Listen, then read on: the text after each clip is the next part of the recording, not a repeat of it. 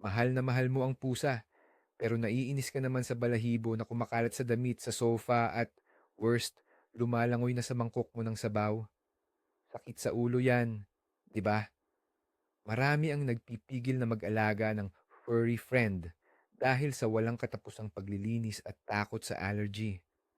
Pero paano kung sabihin ko sa inyo na pwede mong makuha ang lahat? Isang malambing na alaga at isang bahay na nananatiling malinis. Hindi ito magic. Ito ay tungkol sa tamang pagpili ng breed. Ngayon, ibubunyag namin ang sikreto at ipapakilala sa inyo ang top 5 na pusa na halos hindi nalalagas ang balahibo. Titingnan natin isa-isa ang bawat isa, mula sa kakaibang itsura nila hanggang sa ugali at paano sila aalagaan. At huwag kang aalis dahil ang huling breed sa listahan natin ay tiyak na ikagugulat mo. May balahibo siya pero nananatili ito sa kanya at hindi sa paborito mong itim na sweater. Handa na ba kayong kalimutan na ang tungkol sa mga lint roller na yan? Kung oo, simulan na natin. Bago tayo magsimula sa top 5 natin, saglit lang nating intindihin. Bakit ba may mga pusang ginagawang kaharian ng balahibo ang bahay at mayroon namang hindi? Ang sekreto ay nasa structure ng kanilang balahibo. Karamihan ng pusa ay may dalawa, kung hindi man tatlo, klase ng buhok. Ang guard hair, mahaba at matigas, at ang undercoat, ang malambot at makapal na panloob na balahibo. Itong undercoat ang pangunahing dahilan kung bakit nagliliparan ang balahibo sa bahay tuwing seasonal shedding. Ang mga breed na tatalakayin natin ay alinman sa walang undercoat o may kakaiba at natatanging balahibo na hindi masyadong nalalagas. Pero tandaan, walang pusa na zero shedding. Kahit ang mga kalbong pusa, nagbabago pa rin ang balat. Pero napakalaki talaga ng diferensya. At isa pa, kailangan nating linawin ang isang myth. Ang pagiging hypoallergenic ay hindi nangangahulugang wala ng allergy. Hindi ang balahibo mismo ang nagdudulot ng reaksyon, kundi ang FeLD1 warriors na protina na makikita sa laway, balat, at iba pang secretions ng pusa. Ang mga pusang kaunti lang ang nilalagas ay mas kakaunti lang ang naikalat na allergen na ito sa loob ng bahay. Ngayong handa na tayo sa impormasyon, kilalanin na natin ang ating mga bida. Siyempre pa, sisimulan natin ito sa pinakakilalang lahi na hindi nagpapalit ng balahibo. At ito ay ang Canadian Sphinx. Hindi talaga mapipigilan ang paghanga sa kakaiba nilang hitsura. Para sa ilan, mayroon silang taglay na kakaiba o alien na karangalan. Sa iba naman, tila sila isang naganyong rebulto ng sinaunang Diyos ng Ehipto. Bagamat tila sila'y ganap na kalbo, hindi ito lubos na totoo. Ang kanilang balat ay natatakpan ng napakanipis at halos hindi makitang himulmol na kapag hinawakan ay parang velvet o mainit na swede. Wala silang bigote at kilay, isang detalye na nagpapalalim pa sa kanilang misteryosong dating. Ang malalaking tenga nila na parang sa paniki, ang makahulugang mata na hugis lemon, at ang kulubot na balat sa noo ay nagpapahiwatig ng isang nilalang na tila matalino at malalim ang iniisip. Ang Sphinx ay kabilang sa mga medium-sized na pusa na may katawang mainit hawakan at kamangha-manghang maskulado. Madalas na bilog ang kanilang tiyan na nakakatuwang kaibahan sa kanilang pangkalahatang balingkinitang anyo. Ito ay isang pusa na talagang nakakakuha ng atensyon at nagdudulot ng iba't ibang emosyon sa unang tingin pa lang. Ito ay para sa mga taong nagpapahalaga sa pagiging hindi pangkaraniwan at handang makita ang kagandahan hindi sa kapal ng balahibo, kundi sa natatanging mga linya at hugis. Ang anyo nila ay maituturing na isang tunay na obra maestra ng kalikasan. Kaya, ang pinakamalaking bentahe ng isang sphinx ay yung kawalan ng balahibo na maiiwan sa inyong sofa. Pero dito, nagkakaroon ng malaking pagkakamali. Maraming nag-iisip na dahil walang balahibo, wala na ring aalagaan. Sa totoo lang, baliktad ang sitwasyon. Ang balat kasi ng mga sphinx ay naglalabas ng tinatawag nating sebo. Ito ay pinaghalong pawis at langis na sa normal na pusa ay nasisipsip ng balahibo. Pero sa mga sphinx, nananatili ito sa balat nila na nagiging kulay kape o madilim na dumi na pwedeng dumikit sa inyong muebles at damit kung hindi mo aalagaan. Kaya, kailangan silang paliguan ng regular, mga isang beses sa 1 o 2 linggo, gamit ang special na shampoo o kaya naman ay punasan ng wet wipes. Bukod pa dyan, ang malalaki nilang tenga ay kailangan ding linisin ng madalas at masinsinan dahil sa dami ng tutuli na naiipon dito. Sa madaling salita, pinapalitan mo lang ang paglilinis ng balahibo gamit ang vacuum cleaner ng regular na spa day para sa inyong alaga. Kaya, binubuwag natin ang mitolohiya ng tinatawag na pusa para sa tamad. Ang Sphinx ay isang lahi na humihingi ng atensyon at responsableng pag-aalaga sa kalinisan. Pero bilang kapalit, bibigyan ka naman niya ng isang tahanang malinis at walang lumilipad na balahibo. Kung iniisip ninyo na dahil sa kakaiba nilang hitsura, ang mga Sphinx ay malamig at hindi mapaglapit na nilalang, malaki ang inyong pagkakamali. Sa katunayan, ang Canadian Sphinx ay isa sa pinakamahilig maglambing, palakaibigan, at pinakanakatuon sa tao na lahi ng pusa sa buong mundo. Madalas silang tawaging dikit pusa, velcro cat, o pusang unggoy at karapat-dapat sila sa mga bansag na ito. Hindi sila mabubuhay ng walang atensyon, init, at pagmamahal ng tao. Susundan kayo ng Sphinx saan man kayo magpunta, sa bawat silid. Makikilahok sila sa lahat ng gawain ninyo, maging ito man ay pagluluto ng hapunan or pagtatrabaho sa computer. Gustong gusto nilang nakaupo sa inyong kandungan, matulog sa ilalim ng kumot habang nakadikit sa kanilang amo, at gamitin ang kanilang mainit na katawan para kayo'y painitin. Sobrang talino nila at madali silang turuan ng mga utos at tricks. Bukod pa rito, hindi sila agresibo at napakahusay nilang makisama sa mga bata at iba pang alagang hayop, pati na ang mga aso. Sila ang perpektong kasama para sa mga taong nagtatagal sa bahay at handang magbigay ng sandamakmak na pagmamahal at atensyon sa kanilang alaga. Ang iwan ang Sphinx ng matagal na mag-isa ay lubos na hindi inirerekomenda dahil talagang magdurusa sila sa kalungkutan. Kaya, bilang pagbubuod tungkol sa Canadian Sphinx, tingnan natin kung sino ang pinakaangkop sa lahing ito. Una sa lahat, perpekto ito para sa mga taong may alerhiya sa balahibo ng pusa, basta't handa silang regular na alagaan ang balat nito. Kung ikaw ay sobrang maselan sa kalinisan at ayaw na ayaw makakita ng balahibo sa muebles, pero mahilig na mahilig ka sa hayop, ang Sphinx ay para sa iyo. Magaling din siyang maging miyembro ng isang malaki at masayang pamilya na may mga bata dahil sa mapagpasensya at hindi agresibo nitong ugali. Madali siyang makisama kahit kanino.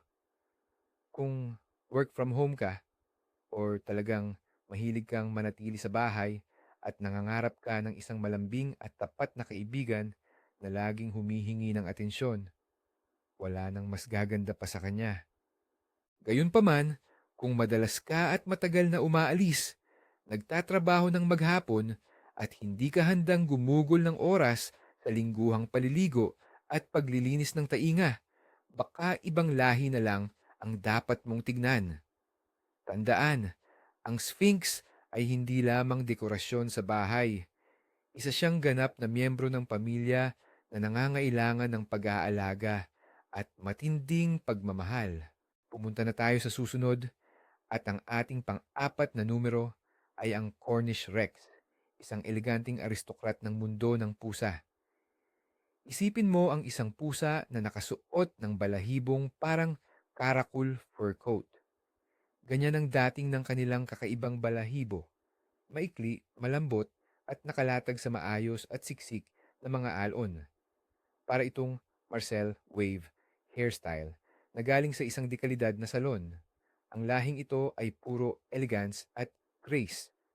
Mayroon silang balingkinitan at maskuladong katawan na may arko sa likod, mahahaba at payat na mga paa, hugis wedge na ulo, at napakalaki at mataas na nakalagay na tainga na nagbibigay sa kanila ng hitsurang alerto at mapag-usisa.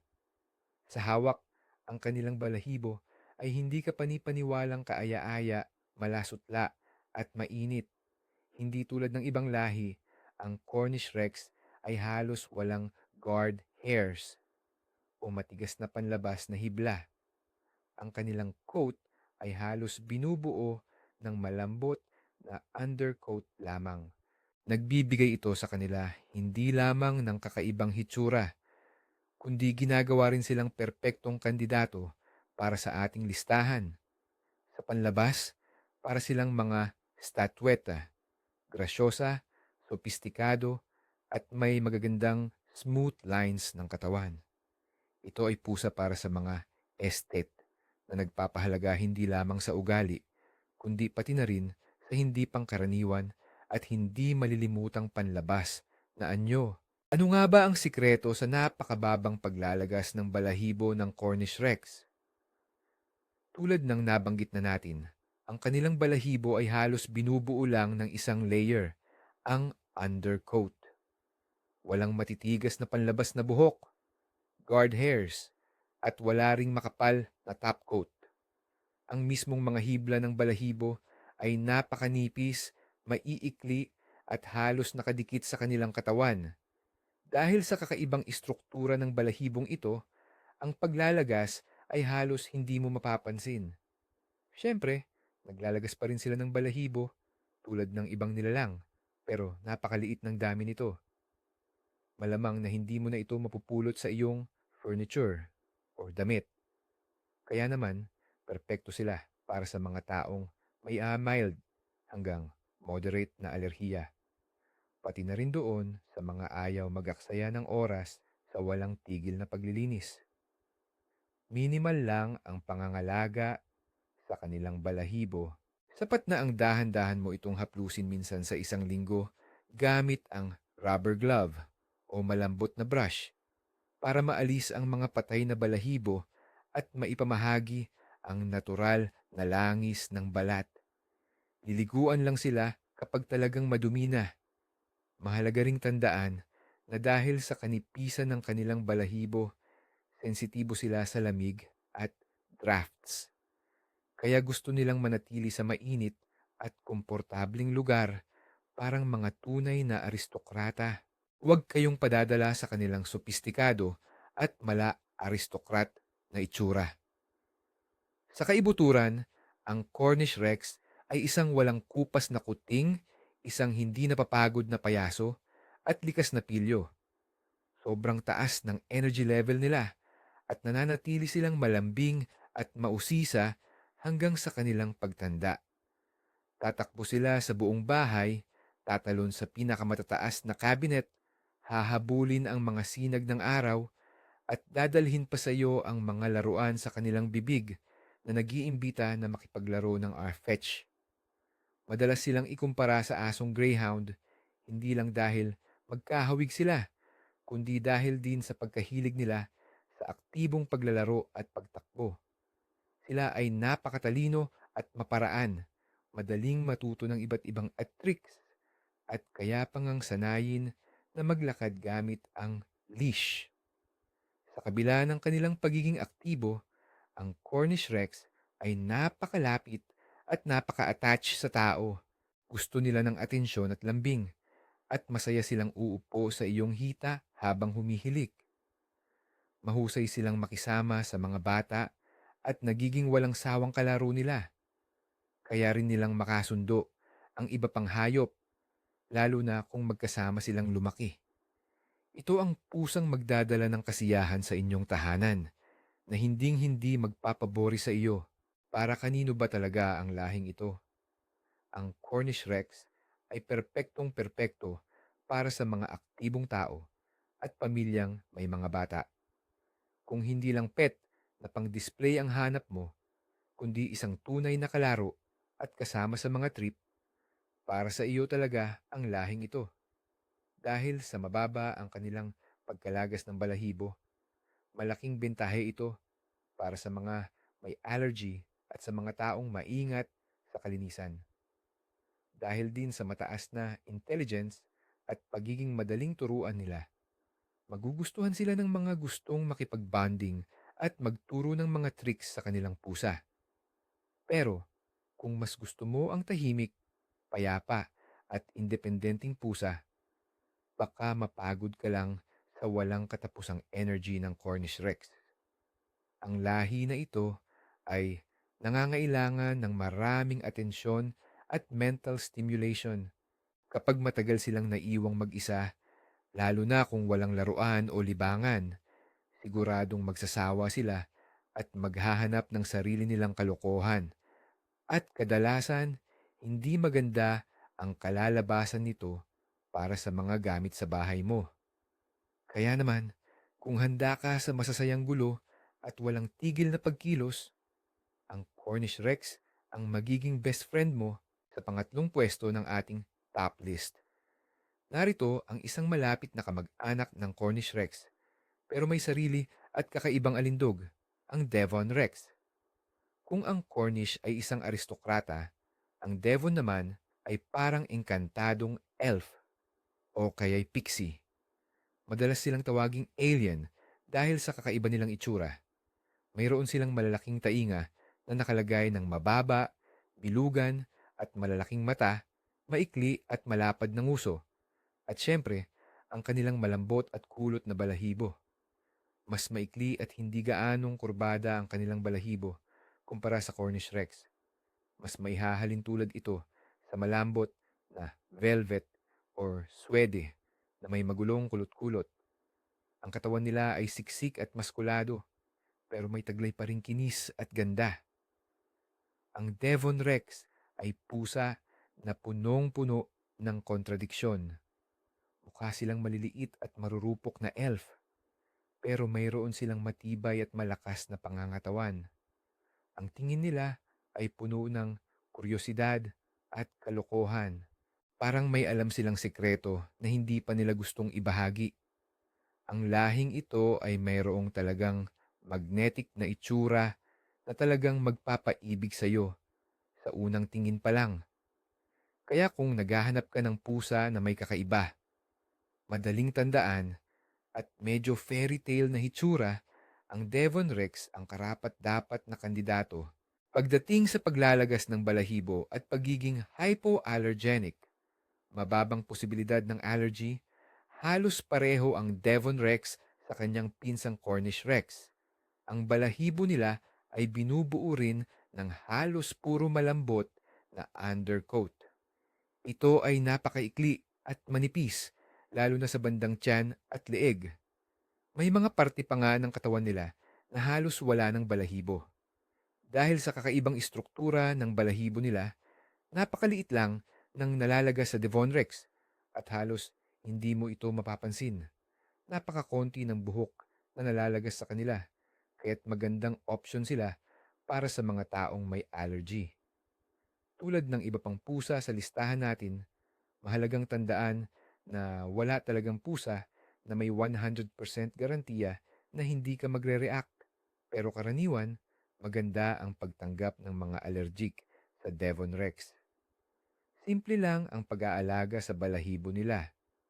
Sapat na ang paminsan-minsan na pagpunas gamit ang basang kamay o isang malambot na tela tulad ng swede. Pero ang tainga nila tulad ng sa mga sphinx ay nangangailangan ng regular na paglilinis at atensyon dahil sa laki at bukas na hugis nito. Dapat din nating banggitin na ang mga Devon Rex, tulad ng iba pang Rex na maikli ang balahibo, ay talagang mahilig sa init. Hahanapin nila ang lahat ng pinakamainit na lugar sa bahay, tulad ng mga heater, mga bintanang nasisikatan ng araw, o sa inyong kama. Sa ilalim mismo ng kumot, ang ugali ng Devon Rex ay parang pinagsama-samang lambing, kulit, at walang katapusang pagmamahal sa tao. Sobrang social nila at mahilig talagang maging bida. Haharapin ka ng Devon Rex sa pinto, tatalon sa iyong balikat, tutulungan ka sa lahat ng gawaing bahay, at yayakapin ka pa habang natutulog. Hindi ito yung tipo ng pusa na hahayaan mo na lang na mag-isa. Kailangan nila ng atensyon at makasama sa buhay ng pamilya. Napakatalino at napaka-curious nila. Madali mo silang matuturuan ng maraming tricks. Gusto nilang maglaro ng fetch at mag-solve ng mga puzzle or brain games para sa pusa. Kilalang kilala ang Devon Rex sa pagiging matatakaw. Sila ay mga totoong gourmand at mahilig manghingi ng pagkain, kaya kailangan nating bantayan ng maigi ang kanilang timbang.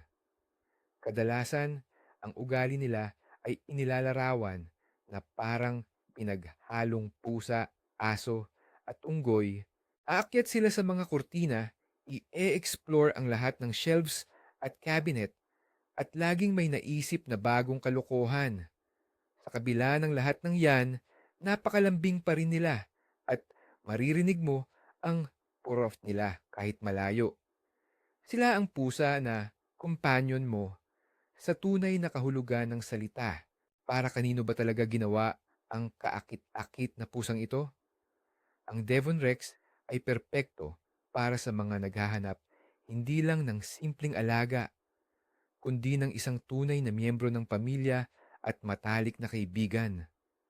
Kung handa kang maglaan ng maraming oras para makipaglaro, makipagbonding, at iparamdam ang pagmamahal mo, tiyak na higit pa sa inaasahan ang isusukli sa iyo ng Devon Rex. Bagay na bagay rin siya sa mga pamilyang may anak dahil sa likas niyang pagiging mapaglaro at matiyaga, magiging perpekto siyang kalaro ng mga bata. Ang kaunting pagkalagas ng balahibo ay malaking bentahe para sa mga allergic at sa mga mahilig sa malinis na bahay.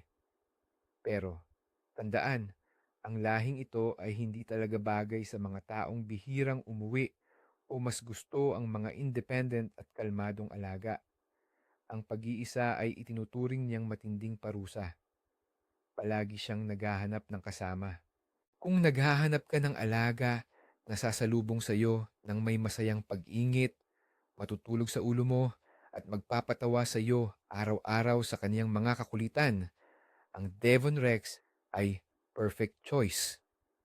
Siya ay isang kumpol ng positive energy at pagmamahal. Nasa pangalawang pwesto ng ating rating ang isang lahi ng pusa na may pinagmulang Ruso at may marangal na pangalang Peterbald o mas kilala bilang Petersburg Sphinx. Isa itong medyo bagong lahi na humiram ng pinakamahuhusay na katangian mula sa mga ninuno nito, ang Oriental Cats at Dawn Sphinxes. Ang mga Peterbald ay tunay na simbolo ng karangalan at pino na kilos. Mayroon silang balingkinitan, mahaba at maskuladong katawan, manipis at matatangkad na paa, eleganteng leeg, at mahabang hugis at sulok na ulo. Pambihira rin ang kanilang malalaking tainga na nakatuon sa magkabilang gilid. Ang kanilang profile ay laging tuwid na nagpapamukha sa kanila na parang mga sinaunang estatwang Ehipsyo. Ngunit ang pinakanakakaakit na katangian ng Peterbald ay ang iba't ibang uri ng kanilang balat at balahibo. Maaari silang maging ganap na kalbo, gaya ng Canadian Sphinx. Maaari rin silang may napakagaan na fluff o himulmol na parang velvet or velour sa pakiramdam. O kaya naman, mayroon silang maikli, matigas, at kulot na balahibo na tinatawag na brush. Isang bagay ang pinagkakasunduan ng lahat ng coat type na ito. Halos hindi sila nalalagas ng balahibo. Kaya naman, madali kang makakakuha ng kuting na may tekstura ng balat na nababagay sa iyo nang hindi mo napoproblemahin ang mga naglalagas na balahibo sa loob ng iyong bahay. Tingnan natin ng mas malapitan ang kakaibang mga uri ng balahibo ng Peterbald dahil ito talaga ang pinakabida sa kanila. Ang unang uri ay tinatawag na hairless or walang balahibo. Ipinapanganak sila na kalbo at nananatili silang ganito habang buhay. Ang balat nila ay madikit-dikit sa pakiramdam at kailangan ng parehong pag-aalaga tulad ng mga Canadian Sphinx. Pangalawa, ang flock or velour type. Ang mga pusang ito ay may napakaikling buhok, manipis na parang maliliit na hibla na aabot lang sa 2 milimetro ang haba. Kapag hinawakan, napakalambot nila, parang velvet talaga. Pero tandaan, habang tumatanda, halos tuluyan nang nawawala ang balahibo nilang ito. Ang pangatlo ay ang brush. Ang balahibo dito ay mas mahaba pa sa 2 milimetro, matigas at kulot-kulot. Sa tingin, parang normal silang short-haired na pusa. Ngunit wala itong undercoat at napakaliit lang ng paglalagas.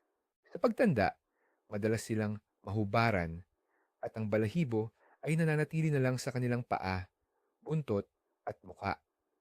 Ang ganitong klase ng pag-iiba-iba ay nagbibigay daan sa inyo na makahanap ng alaga na hindi lang hypoallergenic, kundi maging kaaya-aya rin ang hawakan. Anuman ang kanilang coat type, ang lahat ng Peterbold ay kilala sa napakababang paglalagas. Kaya naman perpekto sila para sa mga taong may allergy. Pagdating sa kanilang ugali, masasabing ang mga Peterbold ay tunay na mga intelektual sa mundo ng mga pusa. Minana nila mula sa kanilang mga oriental na ninuno ang pagiging palakaibigan, kuryosidad at mataas na talino. Samantala, ang kanilang walang hanggang pagmamahal sa tao ay nagmula naman sa mga Donskoy Sphinx. Sila ay napakalambing, mapagmahal at napakahinahong mga pusa. Talagang malapit sila sa kanilang may-ari at handang makasama ka sa lahat ng oras. Ang mga Peterbald ay kilala rin sa pagiging madaldal. Kinukumutan nila ang lahat ng nangyayari sa paligid gamit ang iba't ibang tunog, mula sa mahinang pagpur hanggang sa mapilit na pagmiaw. Magaling silang makisama sa iba pang hayop, mapapusa man o aso, at gustong-gusto nila ang mga bata, kung saan nagpapakita sila ng kahangahangang pagtitiis. Ang pagiging agresibo ay lubos na hindi likas sa lahing ito. Kahit na sila ay likas na kuryoso at mahilig maglaro, ang kanilang mga laro ay mas intelektual kaysa sa mga laro ng ibang lahi.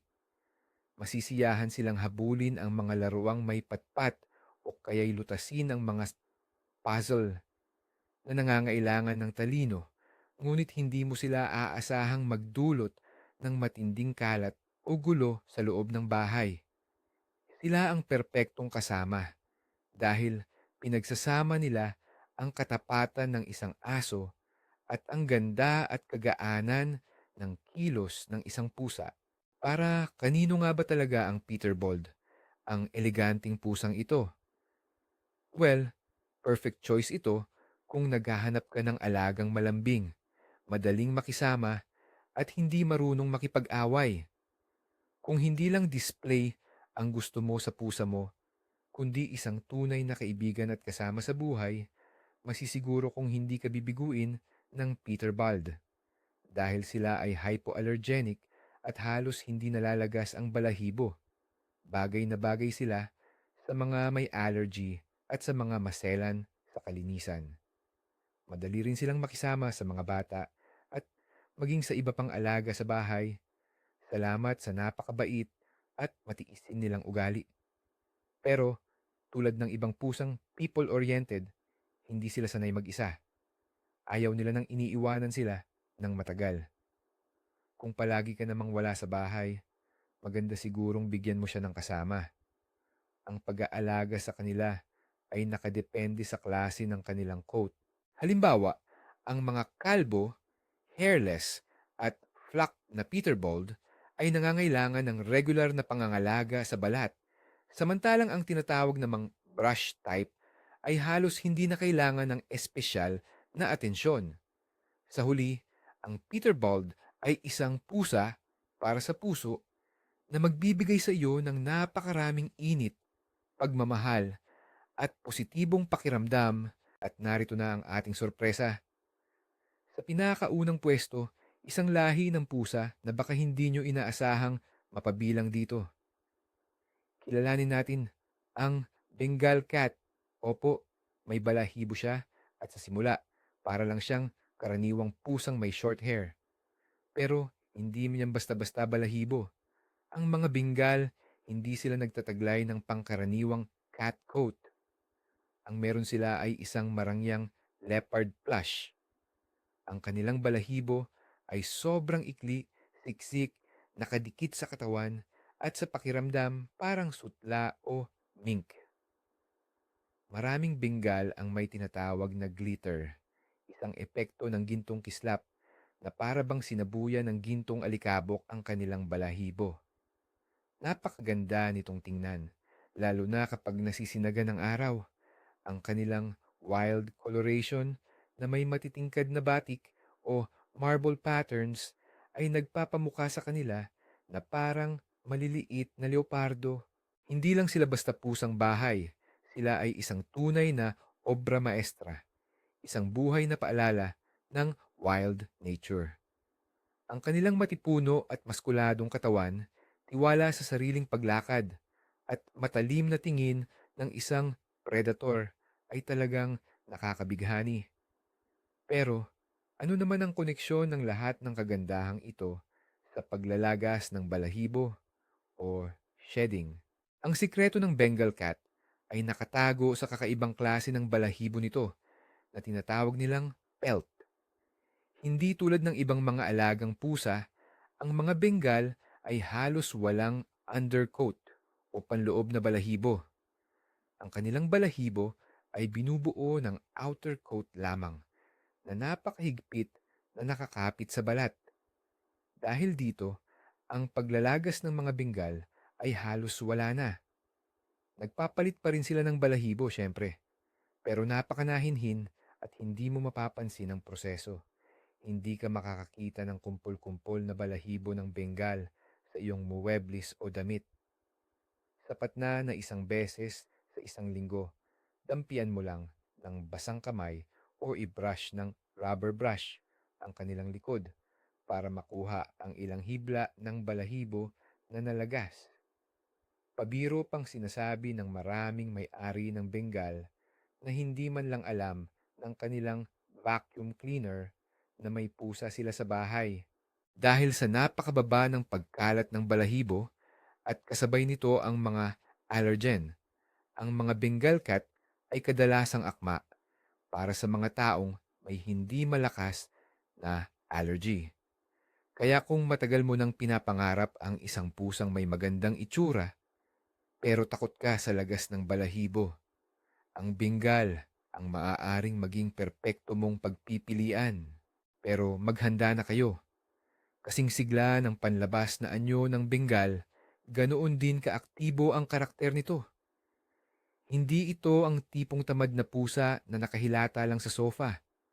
Sa halip, isa itong bugso ng enerhiya, talino at matinding pagkausyoso.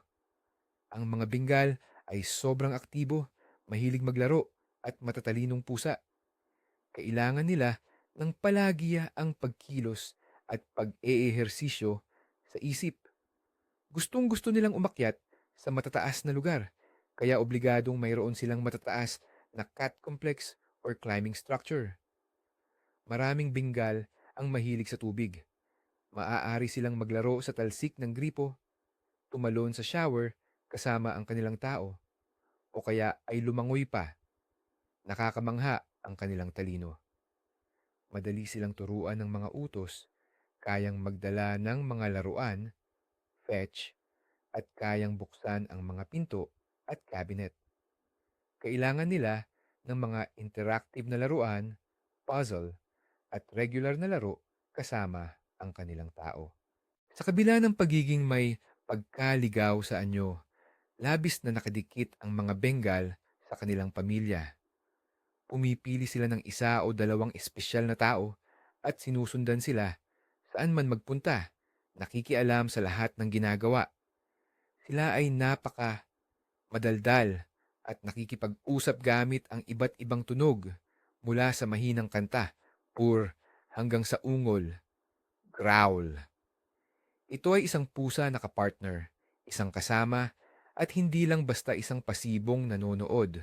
Kaya, sino ba ang babagay sa domestic leopard na ito? Ang Bengal cat ay isang lahi na hindi talaga para sa mga baguhan. Ang lahing ito ay para sa mga taong aktibo, responsable, at matiyaga, mga handang maglaan ng sapat na oras at atensyon para sa kanilang alaga.